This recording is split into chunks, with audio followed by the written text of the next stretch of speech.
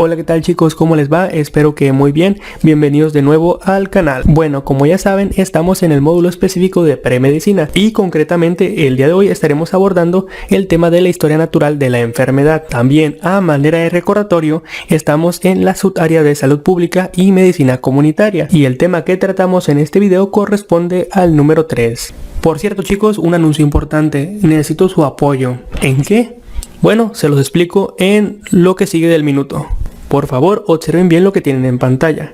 Estas son las analíticas del canal de los últimos 28 días. Y como pueden observar, aquí tenemos las vistas, el tiempo de reproducción, suscriptores y sobre todo los ingresos del canal. Y como se observa, son 37.35. No son pesos, son dólares.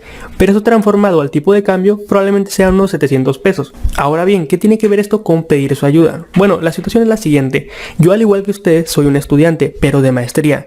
Y a mí me pagan por hacer la maestría. O me pagaban. Tengo como 8 meses que no me pagan. Lamentablemente se atrasó todo este tiempo por la pandemia del COVID-19. Y bueno, como algunos se imaginarán, yo me mantengo solo. Seguramente algunos de ustedes también. Y se pagan su comida, su ropa, transporte, etcétera, ¿no? Bueno, es exactamente el mismo caso. Pero bueno, vamos directamente al grano. En este punto yo no tengo ahorros y no le pienso pedir dinero a mi mamá, al igual que muchos de ustedes. No todos nacimos en la abundancia.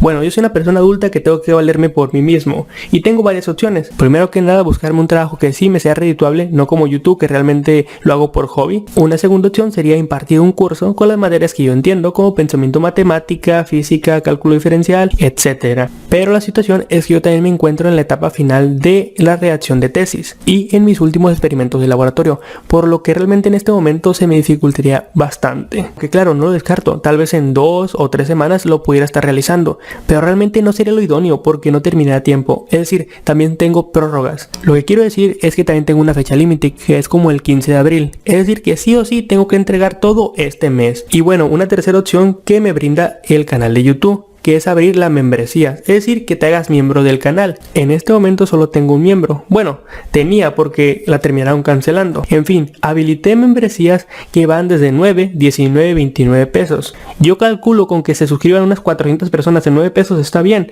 Es decir, yo lo que busco es pagar mi renta, porque ni siquiera hay una casa propia y son 3.500 pesos al mes. Obviamente el transporte, la comida y todo lo demás, creo que yo soy capaz de cubrirlo, pero la realidad es que sí necesito una fuente de ingresos. Esto no lo hago con el afán de dar lástima o algo así, es que simplemente me di cuenta que el canal sí ayuda a las personas y realmente algo que sí me apasiona a mí y me gusta mucho más que la maestría es subir videos. Mi objetivo así global es subir todos los cursos del ETSANI 2 y de otros exámenes a nivel nacional y que sea una opción para aquellas personas que no pueden pagar un curso de 2.500, 4.000 pesos.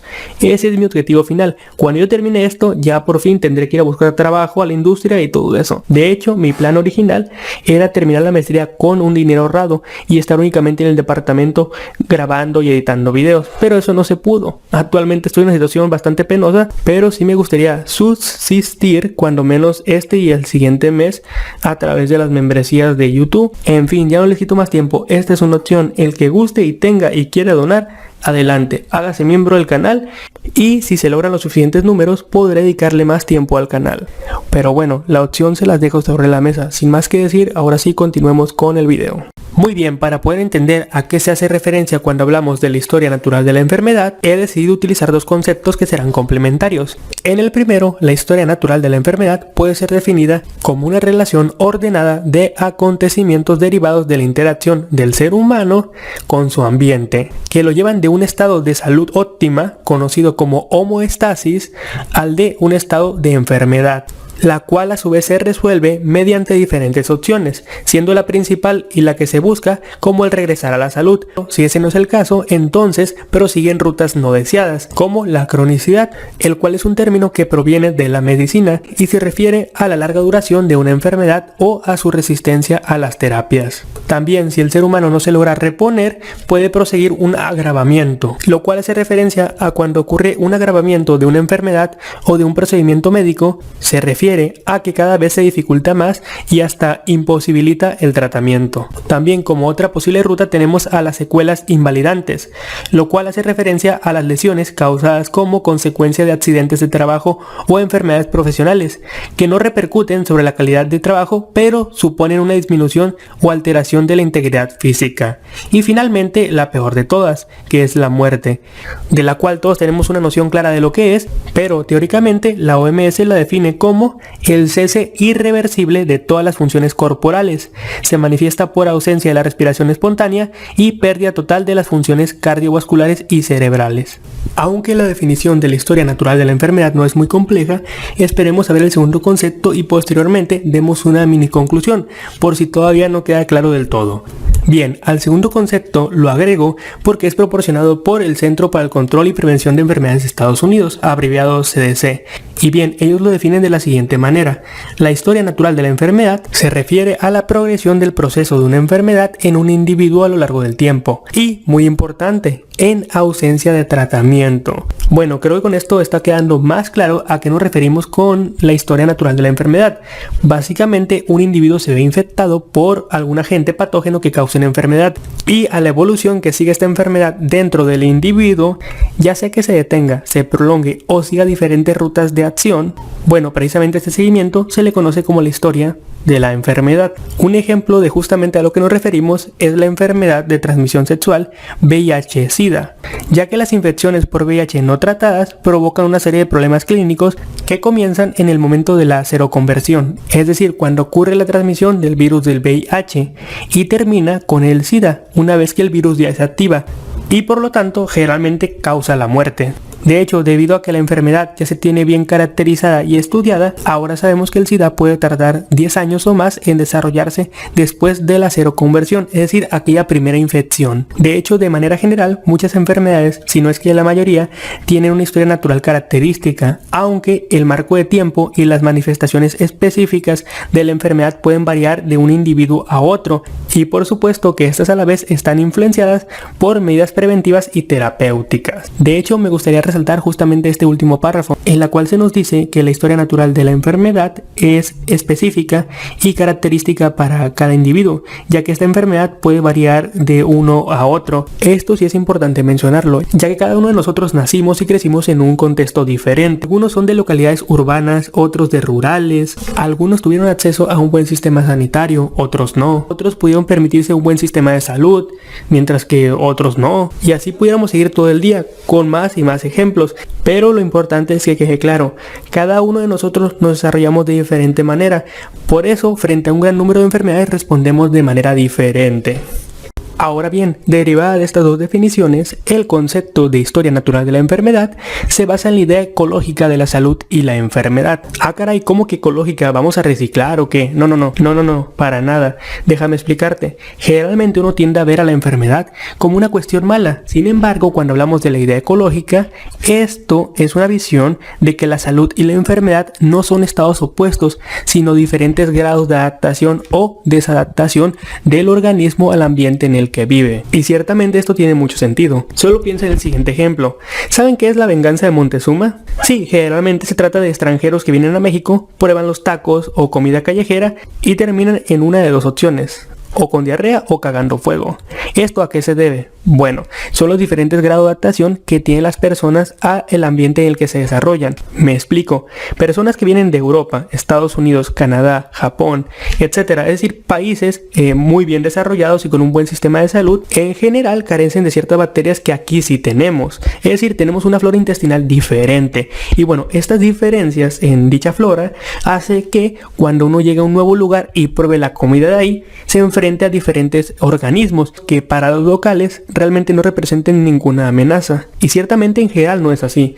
Es decir, cualquier persona que venga de un país desarrollado a Latinoamérica es poco probable que se tope con una situación de alto riesgo, cosa muy diferente a cuando vas a ciertos lugares de Asia o incluso a África. Y bueno, espero que este ejemplo te haya dado un poco de luz respecto a la idea ecológica de la salud y la enfermedad. Ah, por cierto, también muy importante, como una pequeña nota, en el estudio de la historia natural, el génesis y la evolución natural de la enfermedad, es indispensable considerar desarrollar la tríada ecológica, formada por el agente causal, el agente huésped u hospedero y el medio ambiente. Justamente un tema que vimos en un video previo, y ahorita les voy a enseñar por qué es importante. Bien, continuemos. Bueno, ahora sí, entrando de lleno en la historia natural de la enfermedad, esta puede ser clasificada en dos periodos. El primer periodo se conoce como periodo de génesis o prepatogénico, y justamente este periodo se explica a través de la interacción de la tríada ecológica, que ya saben que abarca tanto al agente causal, al huésped y al medio ambiente. Y justo aquí presten mucha atención y anoten lo siguiente.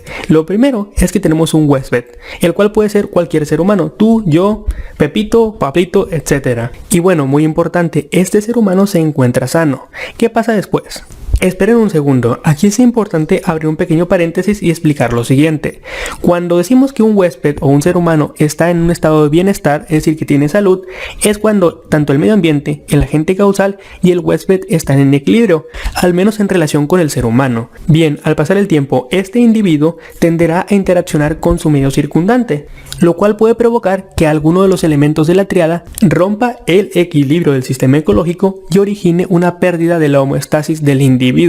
Y si no saben qué es homeostasis, es justamente este equilibrio del cual estaba hablando entre la tríada ecológica. Bueno, resulta que cuando se rompe este equilibrio entre la tríada ecológica, entonces se produce el estado que describimos como enfermedad. Y justamente esta es la respuesta a una pregunta que nunca hicimos de cómo es que se origina una enfermedad. ¿Rompiendo qué? Sí, justamente el equilibrio entre esta tríada. Pero lo más importante no es eso, no perdamos el hilo, sino que este es el principio de ¿qué? Del periodo de génesis o prepatogénico, el cual básicamente consiste en adquirir la enfermedad. Por último, cabe destacar que esta pérdida del equilibrio rara vez comienza con un estímulo único desencadenante, y en realidad en la mayoría de los casos es el conjunto de varios cambios, tanto del agente patógeno como del huésped y del ambiente. Y cuando se desencadena por medio de dos o más factores de la tríada, se le conoce como multicausalidad. Bien, ahora sí vamos con el siguiente periodo. El segundo se denomina periodo de evolución natural o patogénico, y este comprende el proceso evolutivo de la enfermedad en el hombre,